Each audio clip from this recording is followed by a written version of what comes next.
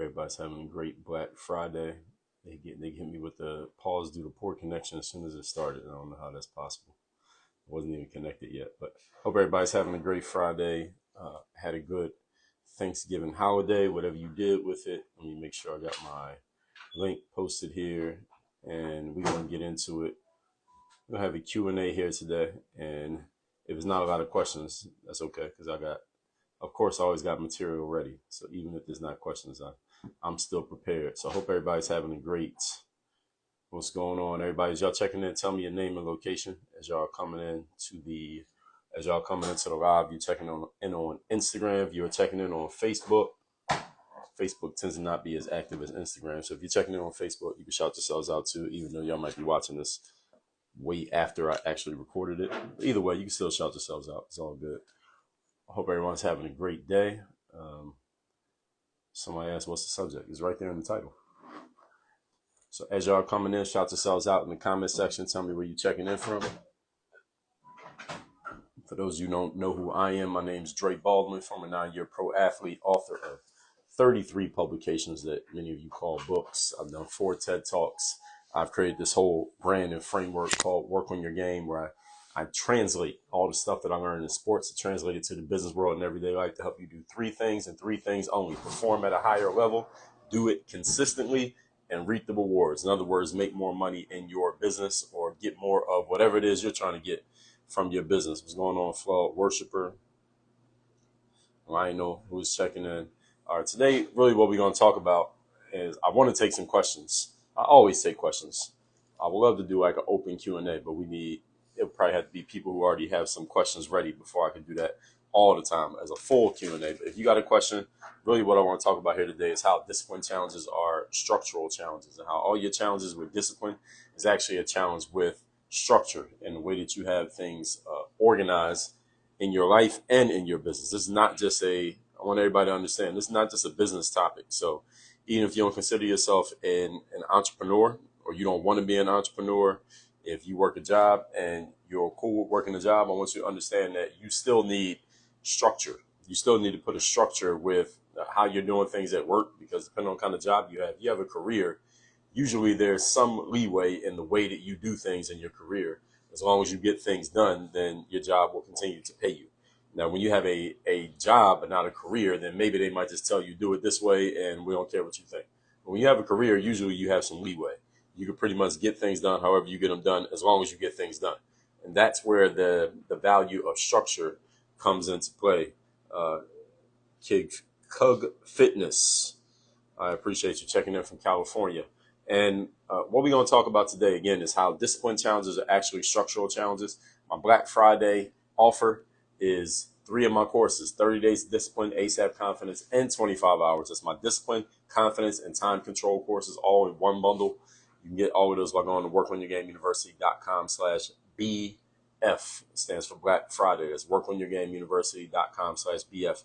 But let's get into the topic here today, and maybe I'll talk about that a little bit more later on in this live. So the topic here today, discipline challenges, structural challenges.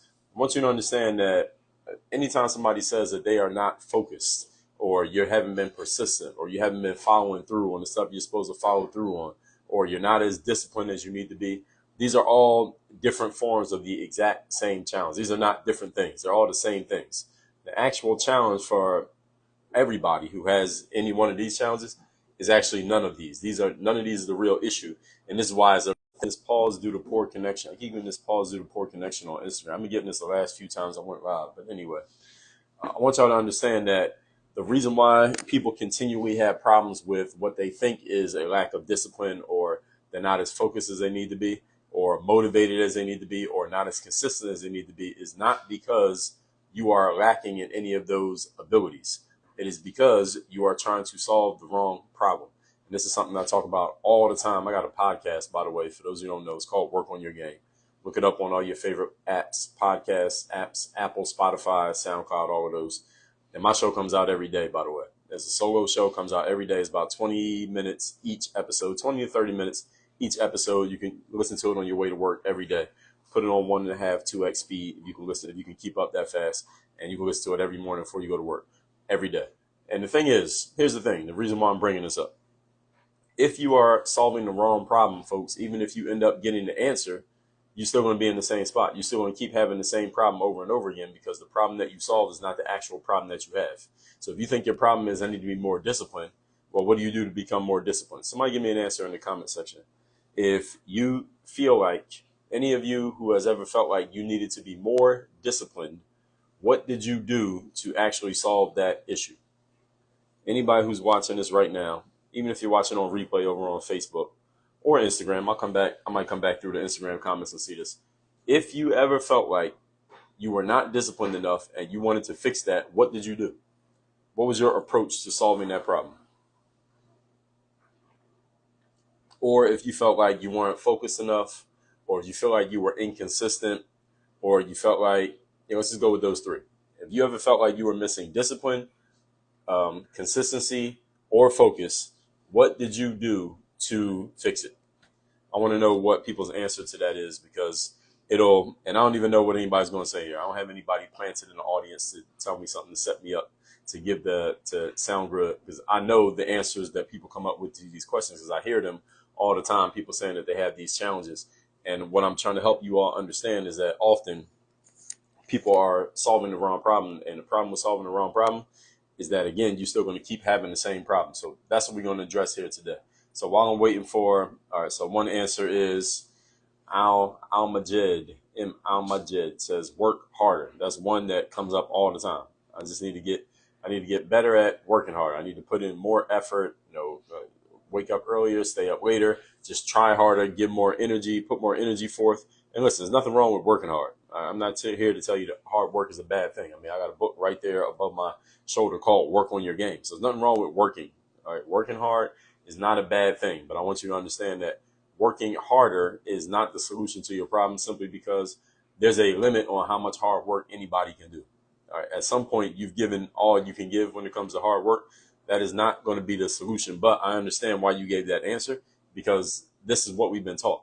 We are taught this from kids. We're taught this in school. We're taught this even in our work environments, that if something's not working, all we got to do is work harder, and then we'll figure things out. But as this topic is today, discipline challenges are structural challenges.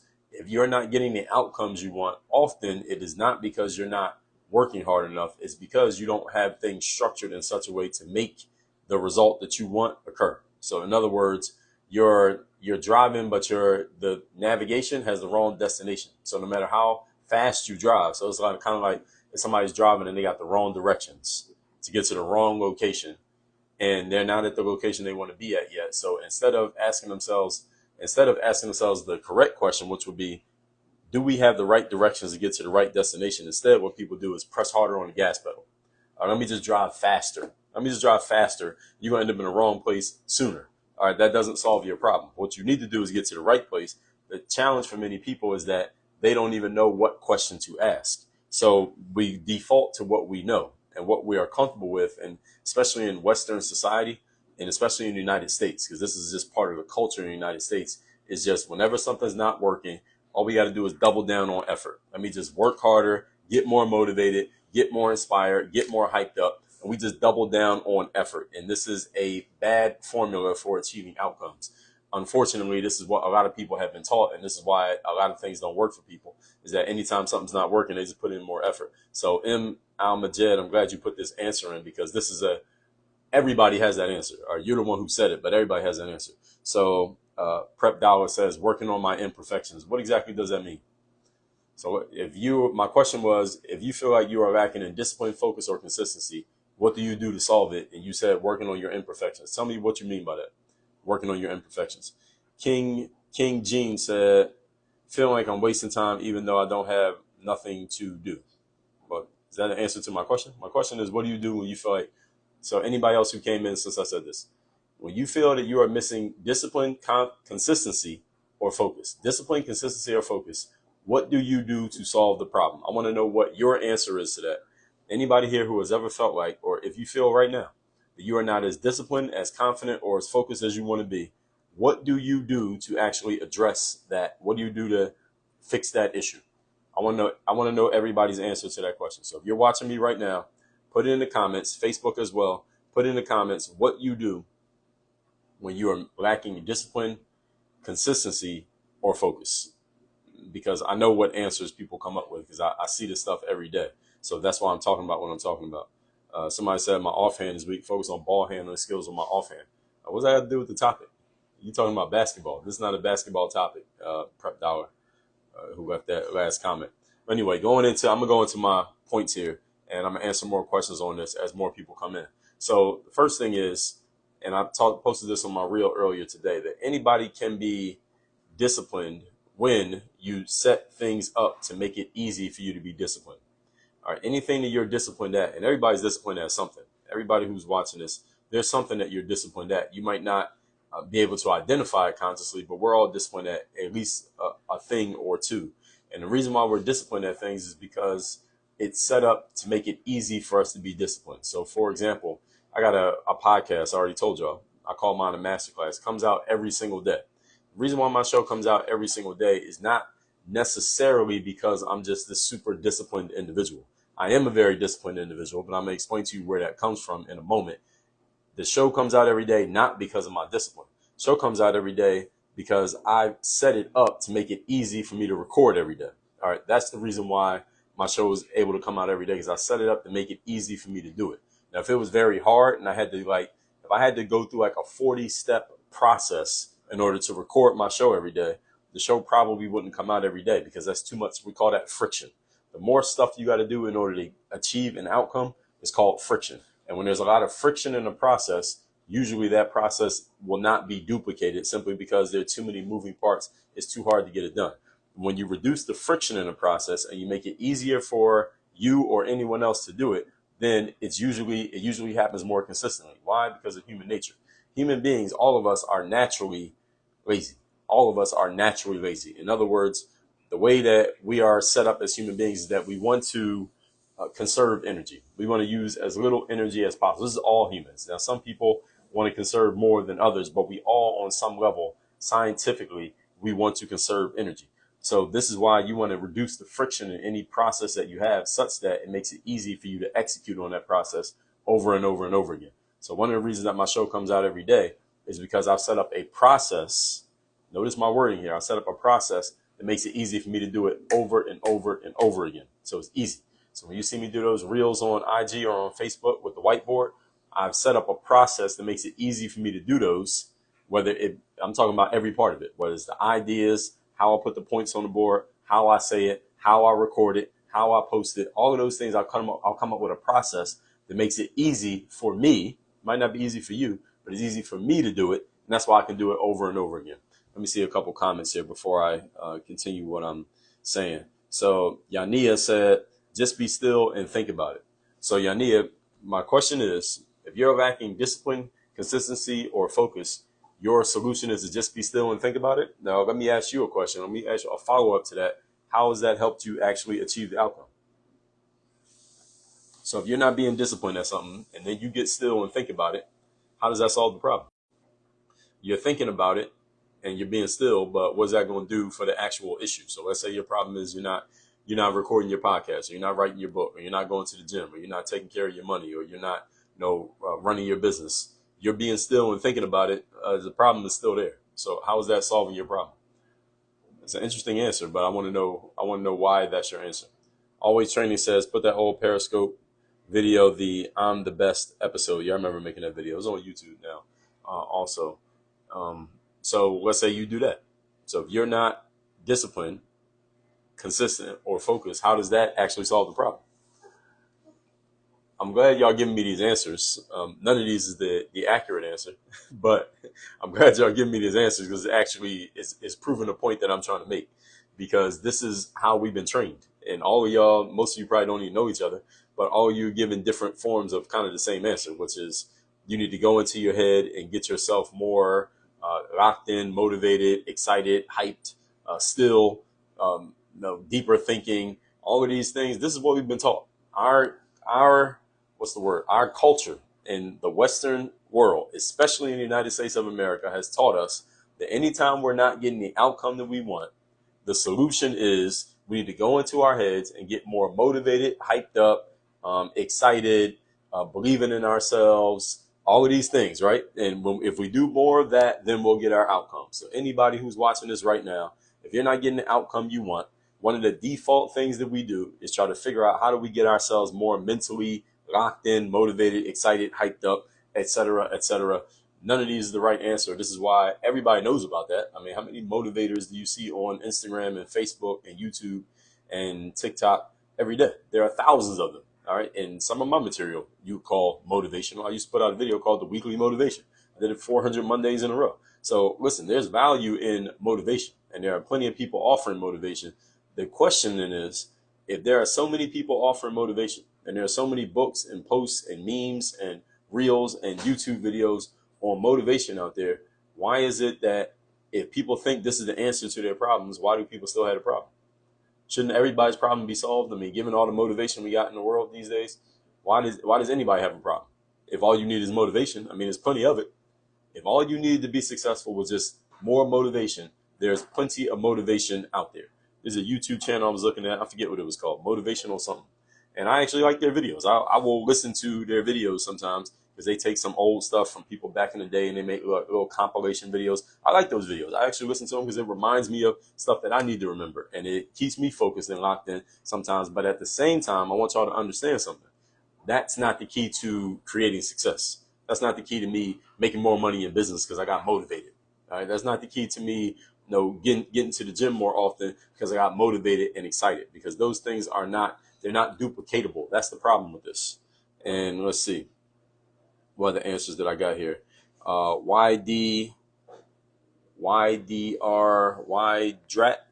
Drat Nelson. I don't know how you say your name here. He says, map out the outcome, set up a system to make it convenient. Yeah, I mean, that's what I talked about in my reel here today. So you might have saw my reel. M. Almajed said, I got another answer. Do something else. If you're not consistent in something, maybe you're just not passionate about it. That's possible. That's a possible answer. Sometimes you're inconsistent because you're not passionate and you don't really want to do something. But here's the thing, M. Almajed, is that you don't have to be passionate about something in order to be consistent at it and to produce results at it, because there are not too many people who are passionate about what they do every single day all the time. You might be passionate about something like in general, but are you going to be passionate every day? Like, I'm passionate about putting out my masterclass. It has over 2,400 episodes since 2016. I haven't missed a day. So am I passionate about it? I'm passionate about the messages that I get to deliver. But do I feel passionate every single time I turn on the microphone? No. There are times that I don't feel like recording. There are times where I'm tired. There are times when, like a month ago, I had a sore throat. So it was hard for me to even speak. I had to keep stopping and drinking water while I was recording because I had a sore throat. So it'd be great if I could have took 2 weeks off and not recorded at all, but I needed to record. So was I feeling passionate about recording at that moment? No. But I still got the recording done because there's a structure and a system in place. So that can be a thing. It is possible that sometimes you're doing the wrong thing you're just not passionate about. But you're not always going to feel super excited about something even when you're passionate about it. All right, any of you been in a long-term relationship? You don't feel passionate about the other person that you're with every single day. You don't always feel passionate about them, but it doesn't mean you don't do the things that you need to do for that relationship. You don't feel passionate about your job every single day, even if you love your job. You don't feel passionate about your business every day, even if you love your business, even if you're making money. So it's not passion. Passion is like fire. All right, it's not fire. A flame eventually goes out. Always Training says temporary motivation, but no real solution. Well, yeah, that's what we've been talking about. Motivation doesn't last, discipline does. Well, discipline does last. The thing is, many people, where does discipline come from? That's the question. Brian, who put that comment, where does the discipline come from? That's my question for you.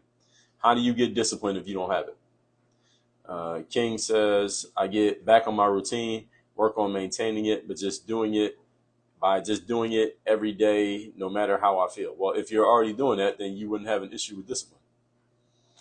If you're doing something every day, no matter how you feel, then, I mean, that's kind of what I talk about when I open my show every single day. So if you're already doing that, then you don't have an issue. There is no issue. Your problem is already solved. Let's see. YD says, I didn't see the real. I actually lived the process of creating a system that was convenient and life-saving. All right, good stuff. So here's what we're talking about here, folks. Anybody can do anything consistently when it is set up to be easy and convenient for you to do. And easy and convenient are relative terms, which means What's easy and convenient for me might not be easy and convenient for you. But what you want to do is you want to have something set up where it has as little friction as possible. That's the point that I'm making. Keep this word in mind. We call it friction. Friction is when you have too many moving parts to a process. That means it's going to be hard for it to be duplicatable because you got to get all these moving parts aligned in order to do it again and again and again. So you want to make the process as simple as possible. Challenge for many people is they don't have a process at all. And even when they do have a process, there were so many moving parts. It's hard to get it all aligned and reduce the friction in it such that it can be duplicatable so they can do it over and over and over again. People who are disciplined, however you define that word discipline, what makes them disciplined is the fact that they have a process, and the process is set up for them, for it to be easy, that they can do it over and over and over again. And they know that they're going to be able to do it. They have all the pieces in place in order to do it. But it's not so many moving pieces that it becomes a challenge for them to get to doing what they got to do. So, for example, when I do my podcast, I know what all the moving pieces are. I know who's going to edit it. I know who's going to put it up on the site. You know, my audio team takes care of that part. I know what parts I got to take care of. I know what I'm going to record, how I'm going to record, how long I'm going to record. I got the software set up. I got my microphone right here. I got everything I need to do what I got to do. I know what I had to do before I start recording. I know what needs to be in place so I can record, and I know what to do after I'm done recording. And the process is clean enough that I can do it over and over and over again. That's what allows the discipline to happen. So when people see it, they're like, damn, you're very disciplined because you put out the show every day. Yes, I am disciplined, but discipline is a byproduct, folks. Discipline is not the top of the funnel. Discipline is the bottom of the funnel. Any of you understand sales funnels?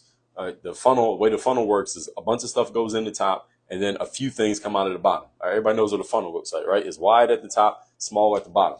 Discipline is what comes out the bottom of a funnel. It is not the starting point. So any of you who has ever felt like you are not consistent enough or focused enough or you're not following through enough, you might think the solution is let me get more discipline so that I can be consistent and follow through. No. You're solving the wrong problem. You're trying to solve the wrong equation. This is like algebra. You would get an F on the test if you try to do it this way. What you want is discipline to be the end product. Discipline is the result of doing other things. And that's putting the right structure in place. And that's what we're talking about here today, is putting the structure. Somebody says, can I make a video on whether you're doing the right thing or not for a career? That topic is way too broad for me to make one video on. I got to pause connection there. There's 8 billion people on the planet. So how could I make one video, Almajed, that says whether a person's doing the right thing or not for their career when there's 8 billion people on the planet? Everybody is unique. So I could make a video on that, but it would be way too broad of a topic. It wouldn't be useful for any one person. What I would suggest you do is you tune into my Work on Your Game Masterclass, where I talk about this stuff more specifically, where I talk about certain pieces of that. But I couldn't just say whether somebody's doing the right or wrong thing for their career, just in general.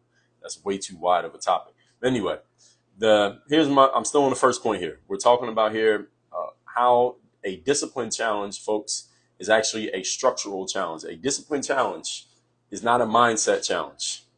Ariel, is that Ariel? I appreciate you.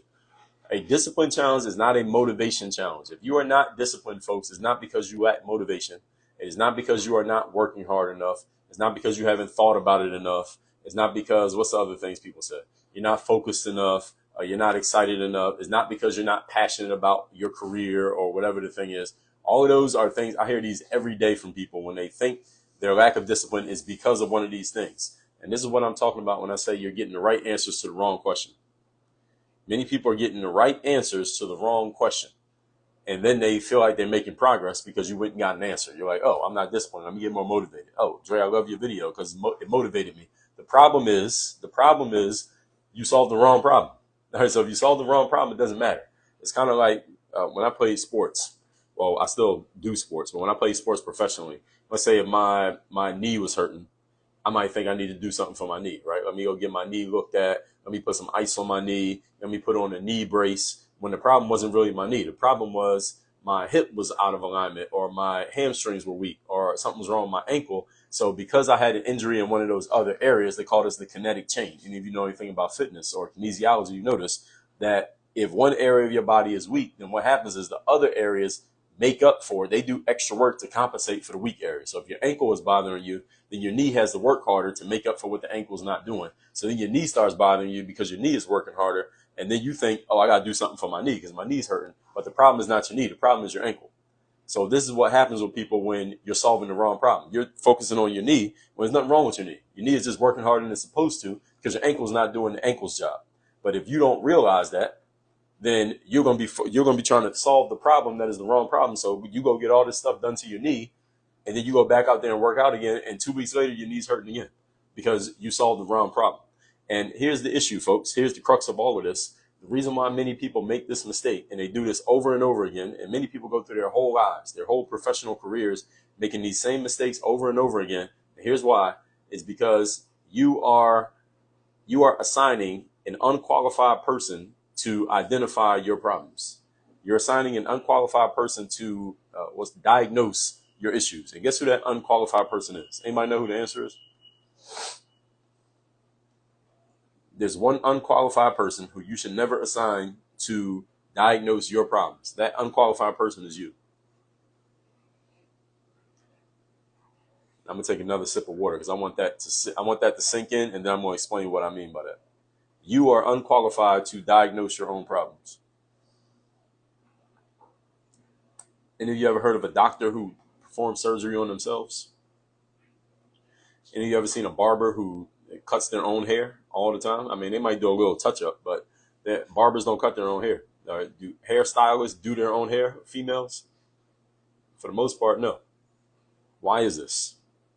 Because there are certain angles in a literal sense and a metaphorical sense. There are certain angles that you can't see in yourself that someone else who is qualified, they can see in you and they can identify you. This is why, think about this, every high-level performer you can name has coaches and trainers and experts around them who they pay money to help them stay on point. Is this true or not true? Why does LeBron James have a trainer? LeBron James is better at basketball than pretty much damn near everybody who's alive. If there's anybody better than LeBron James at basketball, you can count them on your hands, right? If anybody's better than him, right? Even that, as long as he's been in the NBA, all right? Anybody better than him is in the NBA, and the people in the NBA is 1% of 1% of the population of people who play basketball. Why does he pay people to help him stay on point when he's already better than damn near everybody? Why is that? Somebody answer that question. Why does LeBron James pay people to keep him in great physical shape when he is already in better shape than 99.9% of the population? Why? Why does Tiger Woods pay somebody to help him with his golf swing when he's already better than everybody at golf? I mean, again, if there's anybody better than Tiger Woods at golf, you can count them on your hands. Why is he paid money to people to keep him good when he's already better than everybody? Why does LeBron do it? Why does who's a big name actor? I don't watch a lot of TV or movies. What's the guy's name? The Rock. What's the other chick's name? Somebody name some actors. I don't know any actors. I don't watch TV. But any actors, big name actors, Tom Cruise, The Rock. What's the woman's name? I can't remember her name. Jennifer Aniston, whoever. Halle Berry, Denzel Washington. Great, that's a good one. Why do these people? I was trying to think of a woman. Well, why do these people pay money for acting coaches? Like The Rock, Tom Cruise, why do they have acting coaches? I mean, they're already better than everybody. They're already making money. These people already make. Why does Will Smith have an acting coach? These people already make a ton of money for acting. They're already better than damn near everybody at acting, or at least they're perceived as being better than everybody. I mean, acting is kind of beauty's in the eyes of the beholder. It's art. There's no stats for acting. But why do these people pay people for expert advice when they're already better than everybody? They're already making a ton of money. If they didn't have a coach or an expert around them, they still would get paid and still make a bunch of money and still win a whole bunch of awards. Why do they do it anyway? Because people who play the game at a high level, folks, they invest in staying at a high level. And people who are not at a high level, they invest in trying to get to a high level. So follow this. Why does Taylor Swift, Beyonce, who's a man that's a singer, Usher, why do these people, John Legend, all of these folks, I don't know any of them people. I've never met any of them in person. Why do they all have voice coaches? Why does Beyonce got a voice coach? I don't know Beyonce, but I guarantee you she has a voice coach. Why does Taylor Swift have one? I don't know Taylor. I guarantee you she has a voice coach. I don't know LeBron. I guarantee you he got a trainer. Why do these people have experts around it, and they pay these people a lot of money. Why? Beyonce could save that money and spend it on some jewelry or whatever she wants to spend money on. Why is she paying experts to keep her on point when everybody already agrees Beyonce is one of the best? Why is she paying somebody to keep her on point at that level? Why? I'm waiting for somebody to put in the comments to answer the question, please. Why? Somebody says, Ariel, I appreciate you. I'm glad you tuned in too. Always Training said Jordan for sure. Yeah, Jordan. Any athlete at the top 1%. Of course, we know athletes, but I'm giving y'all examples from other industries just so y'all understand.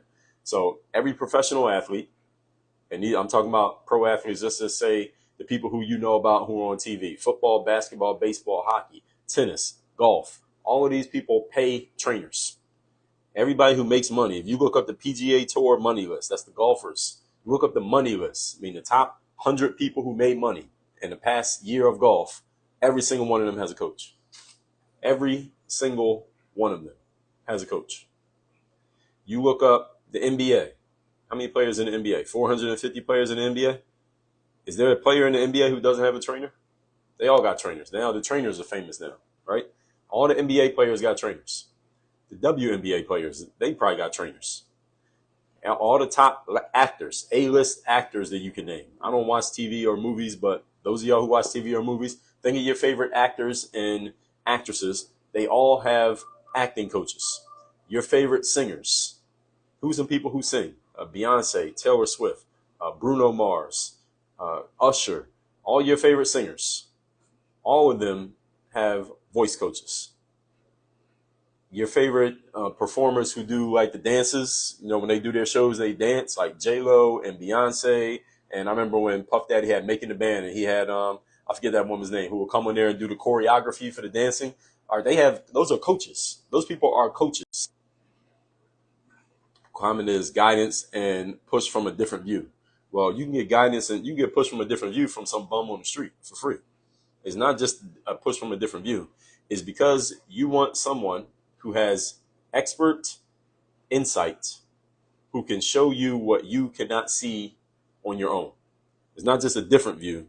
It's what you would not see on your own. See, this is what y'all got to understand about high-level performers out there, is that their full-time job is doing the thing that you know them for. So LeBron's full-time job is playing ball on the court. That's it. That's his job. It's play ball. The reason that you know his name, and when I mention him, everybody knows who he is, right? Anybody don't know who LeBron is? Okay, everybody knows who he is, right? Everybody knows who Beyonce is. Everybody knows who Tom Cruise is. The reason you know their name is because of the one thing that they do. Serena Williams. You know who they are because of the one thing that they do. What they do is take their resources, their money, and they go get people in place in their lives to do everything else so that they can focus on the golden goose, which is the main thing. Beyonce's main thing is making that music. Everything else, she has experts around her to make sure that her voice stays on point, to make sure that she stays in the kind of shape that she needs. I guarantee you she probably has a nutritionist or a chef that makes food for her so that she can stay, so she doesn't blow up and get bigger. She got kids, right? And women gain weight after they have kids. I guarantee she has a choreographer that she pays to make sure that her dance steps are on point whenever she's going to do a show or she's going to do a performance. Those people are in place to make sure all of the little things stay on point so she can focus on the main thing, which is making that music. LeBron's main thing is getting on that court and playing ball. So he has people around him who make sure, all right, let's make sure that your body's in the right balance. Let's make sure that your knees are in shape, your ankles are in shape, that your back's not bothering you. Let's make sure you're putting the right food in your body. Make sure you're getting the right nutrition. Make sure you stay flexible and your muscles stay pliable. He has people around him who take care of all the other things so he can focus on the main thing. The challenge for many people when you're trying to come up is that you're trying to do everything. And the thing is, you ain't good at everything. You're good, just like Beyonce, LeBron, Serena Williams, Tiger Woods. Most human beings are good at maybe 2 or 3 things. Let me not say good. Let me say great. Relatively speaking, relative to the rest of your skills, you're great at maybe 2 or 3 things. So if you're doing 20 things, about 15 to 17 of those you ain't good at. You're not even, about half of them you ain't even good. Like you're like below average and you're trying to do those. So the key is you need to get those off of your hands as quickly as possible so you can stop doing things that you're mediocre at because they're not worth money. If you're doing things that you're mediocre at, nobody will pay you for those things. And those things are affecting your business. So what you need to do is really figure out, here's the strategy, is figure out what are your money skills. Those are the 2 or 3 things that you're actually great at, that are actually worth money. And again, it ain't 7. Nobody's great at 7 things. You're great at maybe 2 or 3 things. Doesn't mean you can't get paid for 7 things, but you are not great at 7 things. Most people are great at maybe 2 or 3 things. Most people 2, and the majority of people 1 thing. You need to focus on that, make some money from that, reinvest in your business to offload everything else that you're not good at. This is why your highest level performers that you know of all have coaches, trainers, experts around them. And even people who are trying to get there. There are actors and actresses right now living in not just the little things, Tia Trent, these are the big things too. I mean, Beyonce's voice is not a little thing. That's a big thing. And all the LeBron's body and his flexibility is not a little thing. That's a big thing. So if his body fails, then everything else falls apart. Right? So we're talking about the big things too, not just the little things, the big things. And here's what y'all got to understand. There are actors and actresses who you never heard of who live in Hollywood right now, working at Starbucks and working at restaurants serving tables. And they have voice coaches. They have acting coaches. They ain't even get on yet. They go into auditions like 3 times a week, hoping that they land a pilot that the show gets greenlit and they can possibly blow up. And some of them will blow up, and a bunch of them won't blow up, and they're going to go back home. Still nobody. But guess what? They still invest in themselves. So I want y'all to understand this, because these people whose names I'm dropping, Serena, Tiger Woods, Beyonce, LeBron, Tom Cruise, Taylor Swift, many of you, because some people hear this and they dismiss it and they say, oh, well, the reason that they can hire coaches and they can have people around them is because they got money. Or they got money, that's why they can do that. I want you to understand, they were investing in themselves before they had money. Before they were famous. I got to pause connection again. All right. Before they were famous and before they were making whatever they make, and you Google whatever they people claiming they're making. Listen, they were investing in themselves before that. That's how they got there. They didn't invest in themselves because they made it. They made it because they invested in themselves. This is the chicken and the egg question that a lot of amateurs never emotionally accept. And this is why a lot of amateurs stay amateurs their whole careers. Now, there's a lot of amateurs retire as amateurs because they don't have the structure in place. This is all part of the structure, folks. It's not just you working harder and getting more motivated. Nobody's that good. Nobody's that talented. Now, there are, in some spaces, let's say professional sports like basketball, if you're good enough in basketball, you don't really have to structure anything because all the structure is in place for you. All you got to do is just keep playing. They'll move you up. You'll get a scholarship. You're playing the NBA. You'll get a check. But everywhere else, you actually got to do the work. In business, and entertainment is business, by the way. Acting is business. Singing is business. If any of you was to look into Taylor Swift's team, Beyonce's team, Will Smith's team, Denzel's team, all right, that's a business.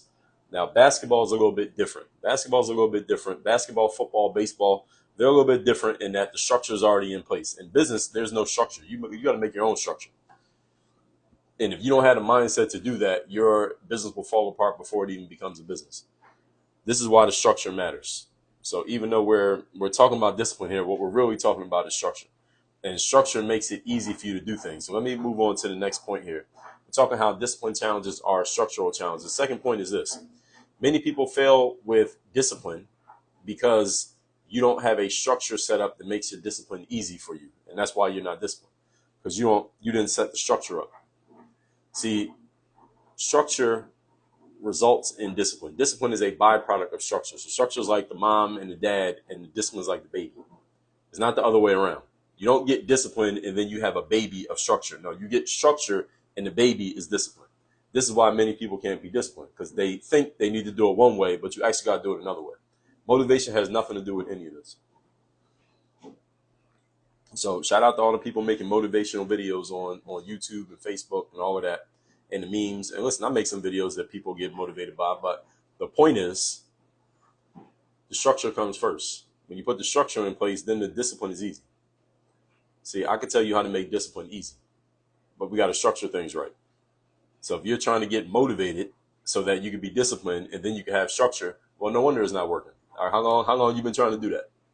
All right, listen, I know. I get the text messages, I get the emails, I read the comments, I get the DMs. I see it. I already know. Many people are just trying to do things backwards. It's not because you're dumb. There's nothing wrong with you. You're not stupid. You didn't do anything wrong. It's just you don't know what you don't know. But that's why I'm here filling in the gaps here. Many people struggle with discipline because you haven't set it up to make it easy for you. So let's take something that's real simple. If you want to do something like, somebody give me an example. Somebody in the comments. Somebody give me a comment. Tell me in the comments something that you want to do that you have been failing to be disciplined at. You want to be disciplined at it, but you just have been coming up short. You just not, for some reason, you just haven't been doing it. And I'm going to tell you how we can set this up to make it more easy for you. I'm going to solve somebody's problem right now on this live. Somebody put it in the comments. I'm just looking for the first good comment, and I'll use it as an example. So the question is, name something that you want to be disciplined at. All right, creating YouTube videos. All right, M. Amajed, what has stopped you from doing it? Cooking your own meals. All right, I'm going to use both of those. And both of y'all, I want you to follow up. Tell me what stops you from doing it. Why are you not doing it? So creating YouTube videos, I've done that. Now, cooking my own meals, I have not done that. I got a meal delivery service. So there's a structure right there. I call them, I pay them, they bring the meals, and that's it. And Ariel says getting speaking engagement. That's another good one. Actually, we could use all three of these. So what I'm going to tell y'all what needs to happen in order to, so these are things that all of you, and my question to all three of you is, what has stopped you from doing it? Why are you not doing it? So you already know you want to do it. What's stopping you from being disciplined at doing it? That's the question. And as you give me more information, I can tell you more. You keep giving me this poor connection thing. All right, we're going to identify, what we're going to do is isolate the variables, what we call this. Might be multiple variables, depending on what you're doing. All right, Ariel says gathering and sending emails, making calls and closing sales. So that's something that Ariel, is that something that you're not doing, or is that something that you are doing?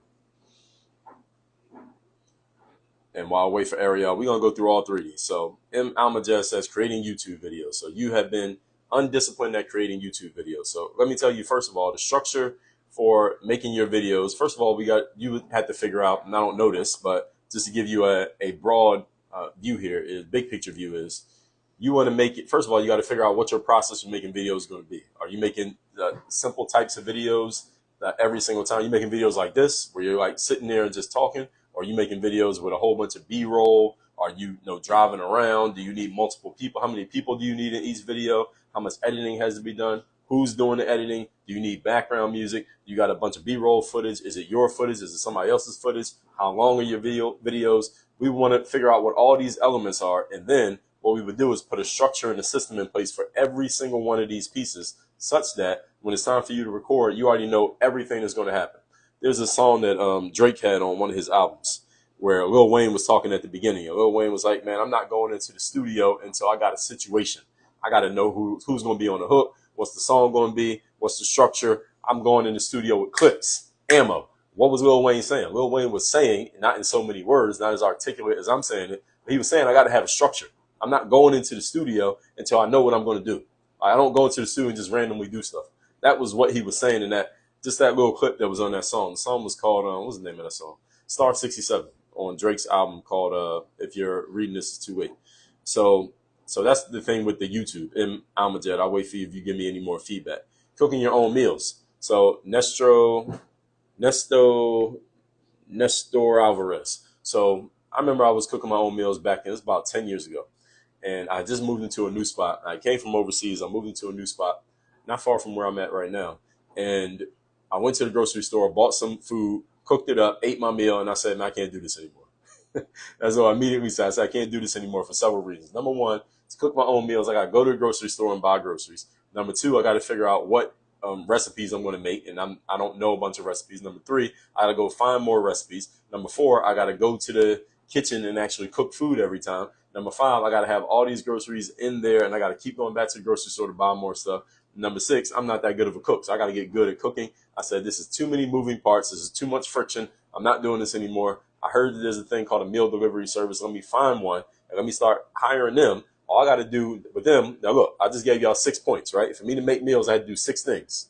I had to go to the grocery store, decide on a recipe, buy the groceries, come home and cook it, keep my refrigerator stocked, and then I had to get good at cooking and then eat the meals, right? So forget the eat the meals part. That's 6 parts. I had to do 6 things in order to make my own meals. So Nestor, this is what you want to do. Here's your 6 pieces. I said, let me eliminate that and let me cut this down to 2 steps. Here's the 2 steps. Hire a meal delivery service, pay them.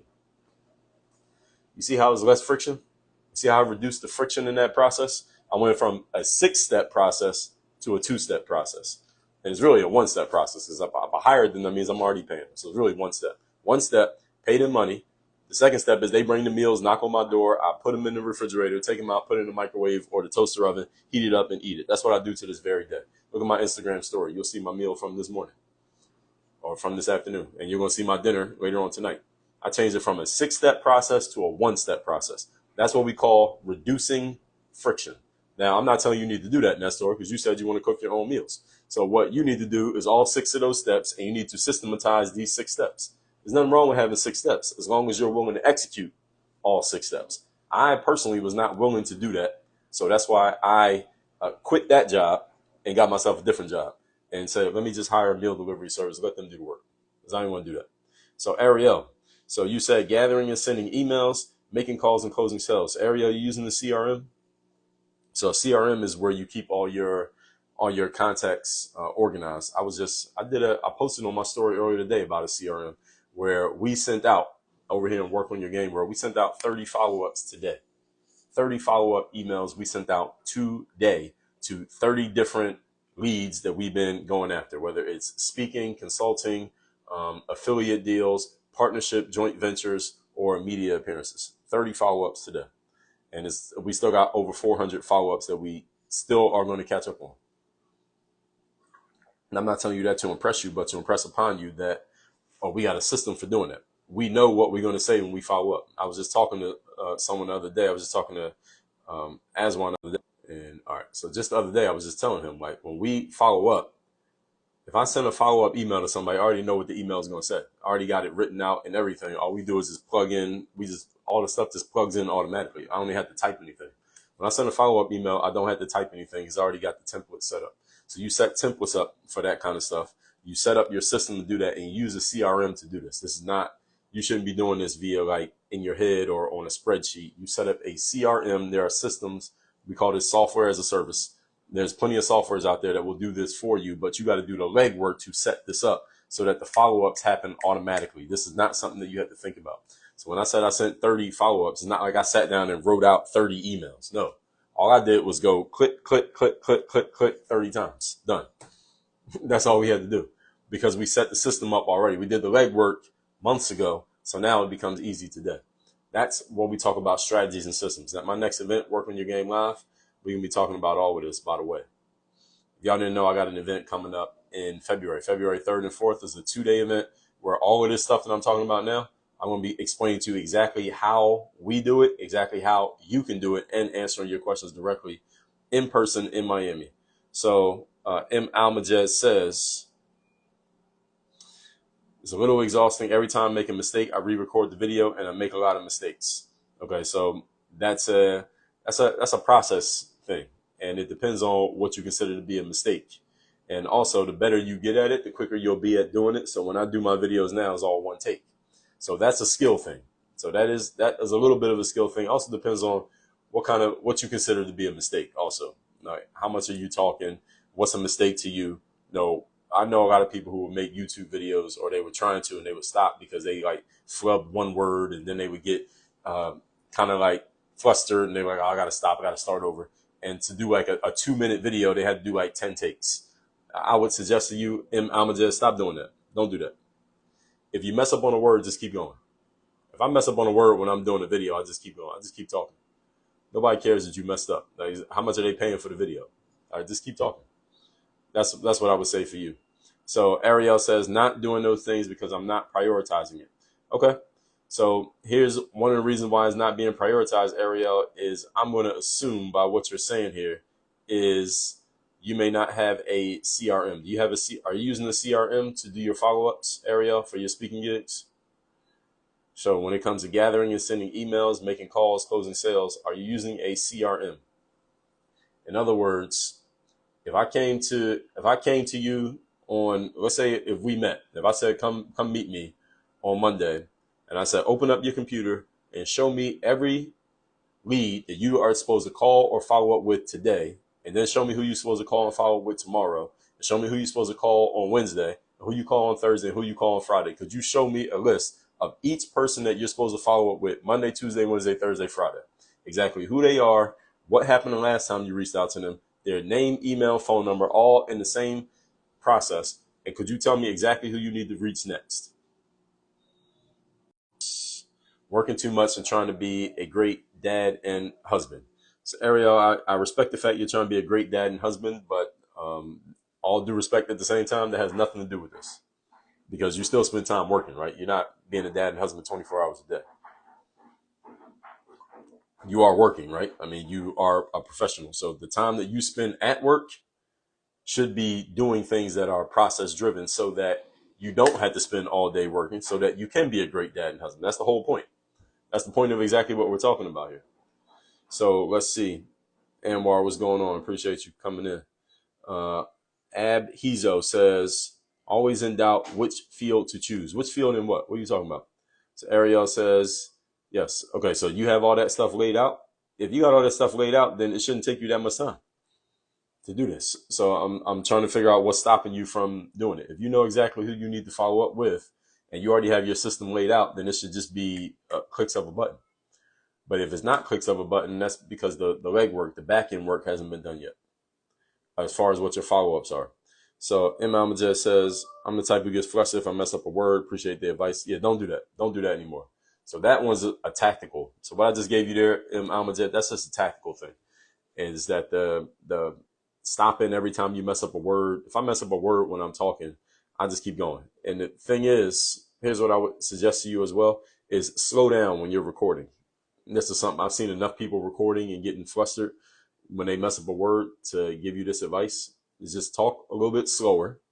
And if you mess up a word, is okay, because you won't fall all over you. You won't trip all over yourself if you mess up a word. It's like if you're trying to walk really fast and you trip, you might fall. But if you're walking a little bit at a more calmer pace and you trip over something, you won't fall. You keep going. So slow down a little bit. If you mess up, is okay. Keep going. Just talk over top of it. If you mess up, say, oh, no, I didn't mean to say it that way. Let me say it this way. And then just keep going. And you'll get better at it. You'll get more comfortable. You'll notice that the world does not collapse. Your followers are not going to stop following you because you messed up a word. They don't care. So when it comes to structure, folks, I'm still on this point. We're talking about your discipline challenges are actually structural challenges. What I do, for example, when I talk about going to the gym, something that I do every day. Like back when I used to post basketball videos, I put videos out every single day. When I put out my podcast, which now to this day comes out every day. Like sometimes people ask me, when I get on podcast stuff, like I'm sitting right here. So people see these books behind me. They're like, Dre, how do you write so many books? What's your process for writing books? The thing is, they know I have a process. That's the point. The point is they know I have a process, because no way you can write 33 books with no process. Right? Unless you're just extremely talented genius. And I think I'm pretty smart, but I'm not that talented. It's just that I have a process for doing things so that I can follow that process over and over and over again. It's the same way I can help other people do things, because I have a process. And when you have a process that you can teach to other people, then you have a system. And when you have a system that can help other people achieve a specific outcome, now you have a product. And when you have a product and you know how to market it, now you have a sales opportunity, you have a business opportunity, now you have a business. Now you can make money from it. When you have a process that you have proven to work, and you can help other people achieve an outcome with that process, and you can market it and sell it for a dollar amount, you have a business. And hopefully you can get to the point where you can expand that business and serve other people. You get your social proof and all of that stuff. You got a business opportunity, even if it's just you. You don't even have to have people with you. It can just be you. As long as you can sell it and you can help other people achieve an outcome. So here's the bottom line point that I want to give everybody here, because I want to talk to y'all all day, is that if you haven't been beating yourself up due to a lack of discipline, understand that a lack of discipline is not your problem. I'm going to put a link to my event website here, so all of y'all can get your tickets to Work on Your Game Live, which is taking place in Miami, February 3rd and 4th. That event is my live in-person event in Miami, February 3rd and 4th. We're going over mindset, strategy, systems, and execution. And like I just talked about, when I talked about LeBron and Taylor Swift and Beyonce and Denzel Washington and whatever actor or actress that you know about, why they all have coaches around them is not because they're not good at what they do. It's not because they don't know what they're doing. It's because the coach's job is to keep them focused and on point and do all the stuff, not only the small stuff, but the big stuff that they don't need to focus on so that they can focus on the main thing. All high-level performers have coaches, folks. If you remember one thing from what I'm talking about here today, all high-level performers have coaches. Now, each one of you needs to look in the mirror and ask yourself 2 questions. Number 1, am I a high-level performer, or do I plan on being one? And then number 2, if so, do I have a coach? Do I have a trainer? Am I invested in myself? How much money have you invested in yourself this year? In your business, into your professional or personal development, what have you invested into yourself? If you're a single man or a woman and you're trying to meet the right man or woman and you haven't been able to meet them on your own, you know what you should do? You should invest some money into your personal development so that you can meet the right type of person. If that means you need to hire a matchmaker, if that means you need to hire yourself a coach, like a relationship coach, if it means you need to pay for a personal trainer so you can lose that last 30 pounds so you be in the kind of shape that will attract the kind of man or woman that you want, then you do it. I mean, how serious are you about the outcome? If you're an athlete and you want to go play in the NBA or the NFL, you know that you're competing against a whole bunch of other great athletes, right? So doesn't it make sense that you hire a trainer so that you can be in your best possible shape so you can be ready for your opportunity?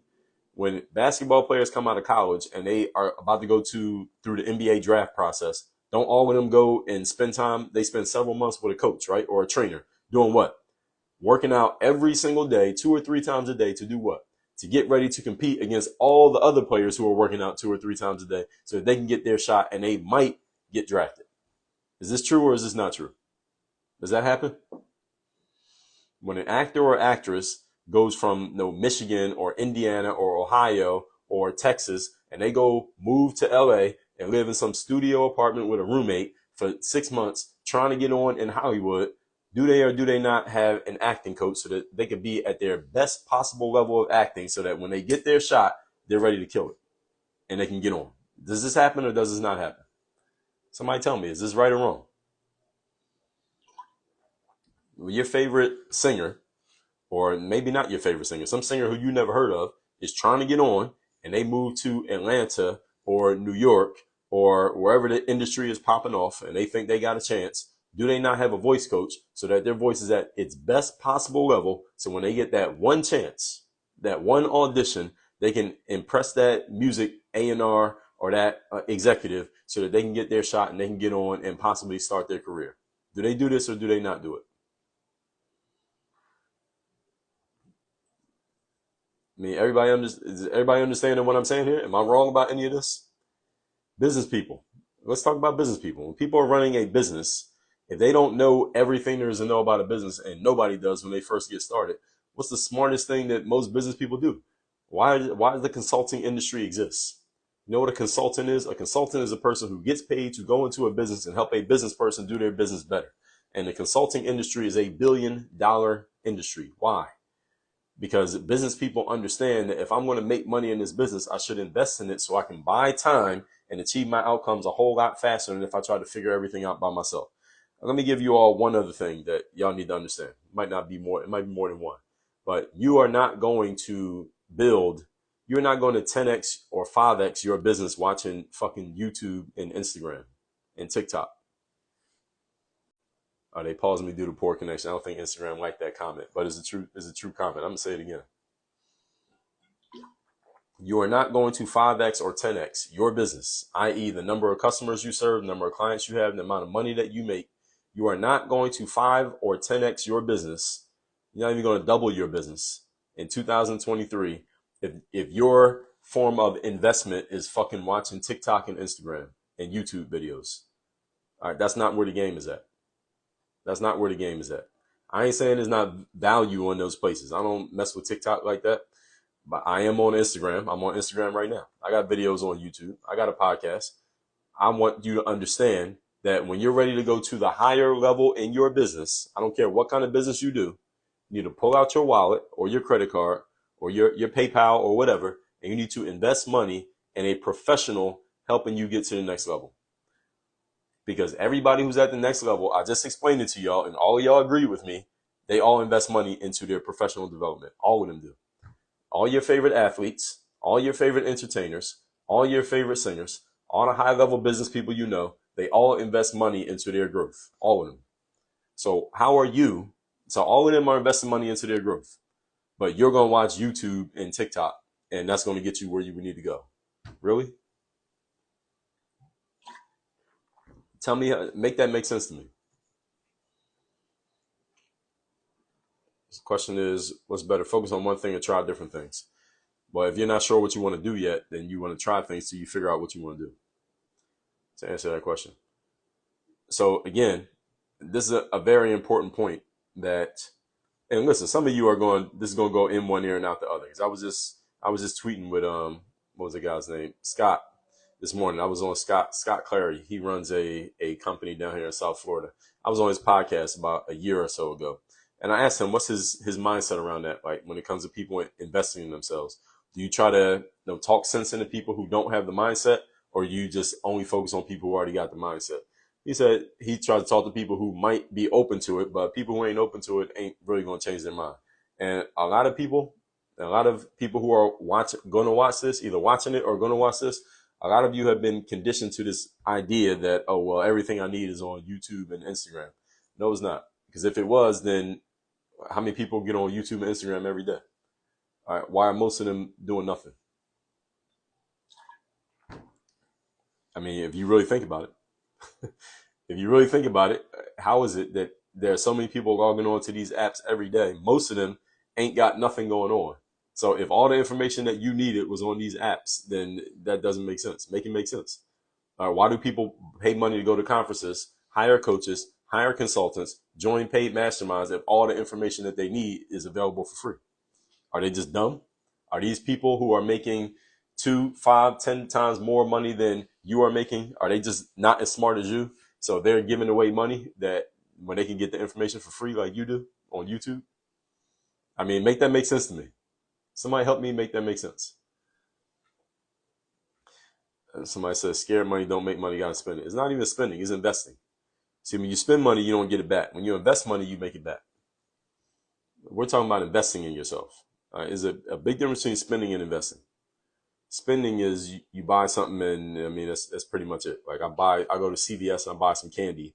It costs me $7. All right, that's spending. Right? I'm not really getting anything back for that. I get the candy, but the candy's not making me a more valuable person.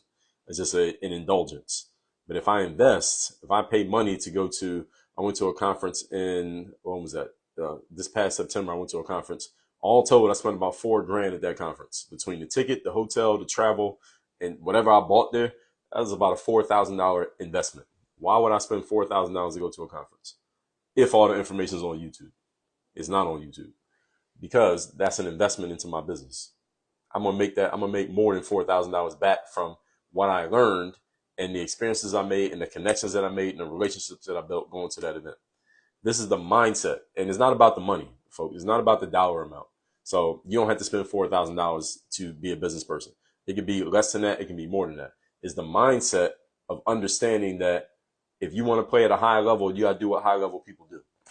And I'm not one that tells you should do what you see everybody else doing. But if you notice a bunch of people who all have a similar traits, all doing a similar thing, that should be a tip to you that maybe you should think about doing that thing. If you're trying to play in the NFL and every player who's in the NFL has a trainer, you might want to get yourself a trainer because there might be something to that. If you're trying to be a Grammy winning vocalist and you notice every vocalist who wins a Grammy has a voice coach, you might want to get a voice coach. Everybody follow what I'm saying here?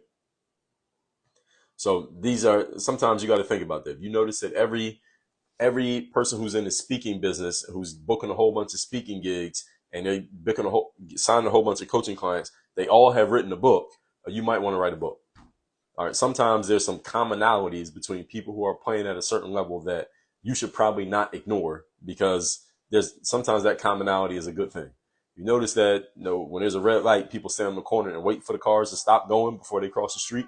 Or you might want to wait. Or you might not want to run into traffic just to be different. All right, everybody follow what I'm saying here? So, two things. My Black Friday offer is workonyourgameuniversity.com/BF is in the caption to the reel that I posted earlier today. My next live event, workonyourgame.live. You get your ticket there. That is February 3rd and 4th. That is an in-person only event. We are not streaming that. It's in-person only. Come to Miami, invest in yourself. And the last thing, anything that you invest in your business, you can write it off on your taxes. The government wants people to invest in business because investing in business builds the economy and creates jobs. And the government wants to create jobs. You notice how the president's always bragging about how unemployment is now? Every president does it. Doesn't matter a Democrat or Republican, because they all want the economy to grow, and business people grow the economy. Business people grow the economy. Entrepreneurs. We are the ones who grow the economy. They will reimburse you basically on your taxes when you invest in your business. But you got to invest in yourself. And this is a mindset, folks. It's not about how much money you got. It's about investing in yourself. So with all that said, if I can answer any final questions, go ahead and put it in the comment section. Any final questions I can answer, put it in here. And I know I told you all a lot here. The system is what leads to the structure. When you have a proper system in place, the structure follows the system. You got a good system, then you get the structure. You have the structure, then you get the discipline. In that, I keep getting this pause connection. System, structure, discipline. Reason why I was able to write so many books, I have a system for writing books. There's a structure within that system, and the discipline of writing follows through that. And the books come out at the bottom of the funnel. Podcast comes out every day. There's a system for how I do my podcast. There's a structure to how I put it together. The discipline of doing it. The episodes come out the bottom of the funnel. It's the same thing with any other area of business. Anyone else you know who is disciplined at what they do, ask them about it. Some people are unaware of their systems, but if they break it down, there's a system there. And when you can break down your system and you can codify it, you can sell it. You got a business opportunity. And that's really where business is at. Amazon, system. Apple, system. Nike, system. McDonald's, system. Burger King, system. Instagram, TikTok, YouTube, system, system, system. They all have systems for what they do. Somebody said, if system is available, a system is a set of instructions that are followed over and over again. It has nothing to do with where you're at. If you could hear my voice right now, you can understand the concept of a system. And I got episodes on my podcast to talk about this at Piso. So you got internet, you got access to the internet. So just look up Work on Your Game podcast and type in the word system and listen to my episodes on system.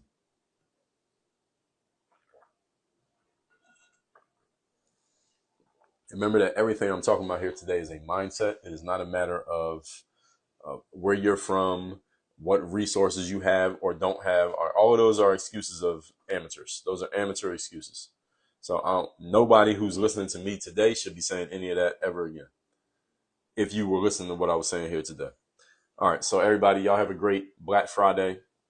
Workonyourgame.live gets a ticket to that event. Take advantage of my Black Friday offer. Is available through this Monday at midnight. That's when the offer expires. It's workonyourgameuniversity.com/BF. That stands for Black Friday. Any questions or anything like that, either text me. I put my text number here in the comments so everybody got it. That is 305-384-6894. I send out my daily motivation text free every day, but I actually respond to texts. So if you want to get my text or you want to ask me a question, you can text me there, or you can hit me in a DM. Everybody have a great Friday. Work on your